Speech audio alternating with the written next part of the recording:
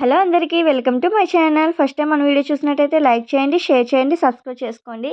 Cabbage fry అండి, చాలా ఈజీగా అయితే తయారు చేసుకోవచ్చు. క్యాబేజీ తినడం వల్ల చాలా అయితే ప్రయోగాలు అయితే ఉన్నాయండి. దాన్ని తయారు చేసే విధానం అయితే చూసేద్దాం. ముందుగా స్టవ్ వెలిగించి ఒక కడాయి అయితే పెట్టుకోవాలి. అందులో కొద్దిగా నువ్వులు, అలాగే కొద్దిగా కొత్తిమీర, ఒక 4 నుండి 5 పచ్చిమిర్చి అయితే వేసుకొని వేయించుకోవాలి, పొడి చేసుకోవాలి. మళ్ళీ ఆయిల్ వేసుకుని అదే కడాయిలో కొద్దిగా ఎల్లుల్లిపాయలు, అలాగే ఎండుమిర్చి, శనగపప్పు, మినపప్పు, ఆవాలు, జీలకర్ర అయితే వేసుకుని వేయించుకోవాలి.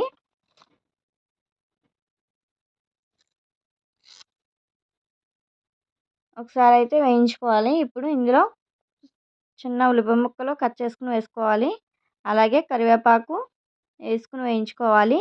ఇప్పుడు ముందుగా కట్ చేసి పెట్టుకున్న క్యాబేజీని మొత్తం అయితే వేసుకుని వేయించుకోవాలి. చూస్తున్నారు కదా, ఈ విధంగా అయితే వేయించేసుకోవాలి. ఒక 10 మినిట్స్ అలా మగ్గించుకుందాం మూత పెట్టేసుకుని. చూస్తున్నారు కదా, ఈ విధంగా అయితే మగ్గించుకోవాలి. ఒకసారి మళ్ళీ కలుపుకోవాలి. చూస్తున్నారు కదా, ఈ విధంగా అయితే వేయించుకోవాలి.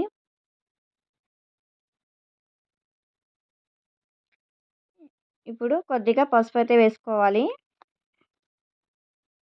అలాగే టేస్ట్ సరిపడా సాల్ట్ అయితే వేసుకుని కలిపేసుకోవాలి. చూస్తున్నారు కదా, ఈ విధంగా అయితే వేయించుకోవాలి. ఒకసారి బాగా కలుపుకోవాలి. 10 మినిట్స్ అలా మూత పెట్టుకుని అయితే మళ్ళీ ఉడికించుకుందాం. చూస్తున్నారు కదా, ఇది బాగా అయిపోయింది. క్యాబేజీ ఫ్రై చాలా ఈజీగా అయితే చేసుకోవచ్చు. క్యాబేజీ తినడం వల్ల చాలా అయితే ప్రయోగాలు అయితే ఉన్నాయండి.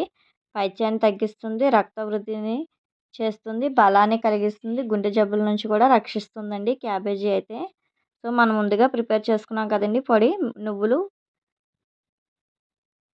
ఇంకా కొత్తిమీర, పచ్చిమిర్చి అయితే వేసుకుని పొడి చేసుకున్నాం కదా. ఇప్పుడు ఆ పొడి వేసుకుని ఒక 5 మినిట్స్ అయితే కలుపుకొని వేయించుకోవాలి. చూస్తున్నారు కదా, ఈ విధంగా అయితే మొత్తం అంతా వేసుకుని కలుపుకోవాలి. చాలా బాగుంటుంది. ఒకసారి మీరు కూడా ఈ ప్రాసెస్లో ట్రై చేయండి. మనకి క్యాబేజీ వల్ల అయితే మనకు చాలా అయితే ప్రయోగాలు ఉన్నాయి. ఇంకా నేను చెప్పింది తక్కువే, ఇంకా అయితే చాలా ఉన్నాయండి మన హెల్త్కి సంబంధించి. ఇంతే అండి, రెడీ అయిపోయిందండి. ఇంకా కొత్తిమీర వేసుకుని స్టవ్ ఆఫ్ చేసుకుంటే ఇలా వేడివేడి అన్నంలో కలుపుకొని తింటే ఇంకా బాగా అనిపించాల్సిందే. చూస్తున్నారు కదా, ఇదే విధంగా మీరు కూడా ట్రై చేయండి. ప్లీజ్ మన వీడియో కనుక ఫస్ట్ టైం చూసినట్టయితే లైక్ చేయండి, షేర్ చేయండి, సబ్స్క్రైబ్ చేసుకోవడం మాత్రం మర్చిపోకండి. మరిన్ని వీడియోస్ కోసం మన ఛానల్ని ఫాలో అవ్వండి.